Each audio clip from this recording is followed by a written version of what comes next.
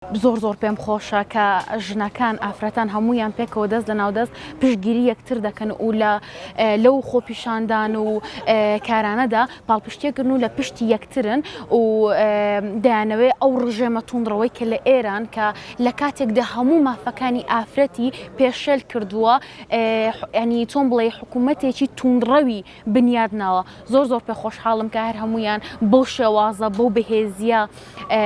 کە دەیسەلمێنن کە ئەوانیش مافی خۆیانە بجەنگن لە پێناو مافە سەرچەکانی خۆیان. ئەچیت بێگومان ئێمەی ئافرەتان خاوەنی توانە و هێزێکی زیاد لە حەد خۆمانین کە ئێستا لە زۆربەی وڵاتانی جیهاندا لە بەڕێوەبردنی کاران و دەوڵەتیشدا ڕۆڵێکی پێشتاومان هەیە. داهاتوویەکی گەشت بۆ ئافرەتانی ئێران دەبینم لەبەرەوەی بە هەموو توانە و هێزیانەوە دەجەنگن لە پێناو مافی ئازادی تاکە کەسی خۆیان و دژی توندڕەوی حکوومەتی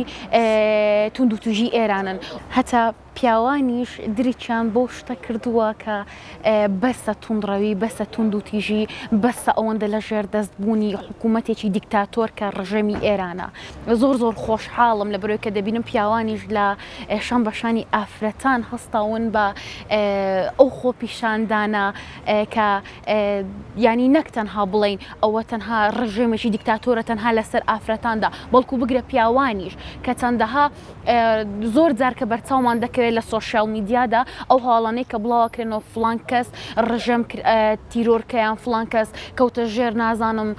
ڕژێمی دیکتاتۆری ئێرانیان بۆ شازە ئەشکەنجە درا. بە تایبەتی ئەگەر ئێستا تەماشای بکەین شۆرشێکی بەرفراوان لە ڕۆژهەڵاتی کوردستانایە کە ئەویش دەتوانم پێناسەی بکەم بە شۆرشێکی ژنانە.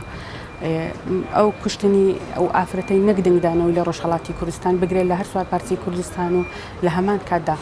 لە دەروی وڵاتی شەوە کاردانەوەیەکی زۆری لێکەوتۆتۆ لە ئێستادا ئەگەر ئێمە قسە لەسەر ڕۆڵی ژنان بکەین ئەگەر بگەڕینەوە بۆ مێژوو هەموو ئەو ڕاپەڕینانێک کە لە ڕابردوو ئەو شۆڕشانێک کە لە ڕابردوو لە جیهانا کراینەوە جێ دەست و پەنجەی ئافرەتان و ژنان بەرچاو بووە یعنی ژنان ڕۆڵێکی کاریگەریان هەبوو لە هەموو ئەو شۆڕشانێک کە لە جیهانا بووینە. لە ڕاستیدا ئەوەی ئێستا ئەگوزارێتن لە ڕۆژهەڵاتی کوردستانە شۆرشی دەتوانین بڵێم شۆرشی ژنانە دژی ئەو ستەمکاریە کە دەرحەق بە ئافرەتانە ئەکرێتن دژی هەموو ئەو زڵم و زاریانەی کە دەرحەق بە ئافرەتانی ڕۆژهەڵاتی کوردستانە ئەکرێتن. ئێمەش وەکو ئافرەتانی باشووری کوردستان هەموو پشتگیریەک و پشتگیرێکی خۆمان دووپاتەکەینەوە دەنگمان لەگەڵ دەنگی ئافرەتانی ڕۆژهەڵاتی کوردستانە. دروشمی ژن ژیان ئازاری بۆ خۆی پێناسەیە کە بۆ ئافرەت کە لە ئێستادا لە هەموو جیهانە ئەو دروشمە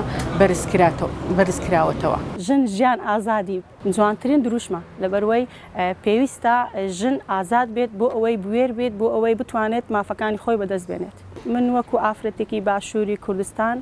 دەستخۆشی لە تەواوی ئافرەتانی وڵاتی ئێران دەکەم بۆ ئەو شۆڕشێک کە دایان مەزران هیوادارم ئەو شۆڕشە ببێتە شۆڕشێک بۆ بنبڕکردنی گەندەڵکاران و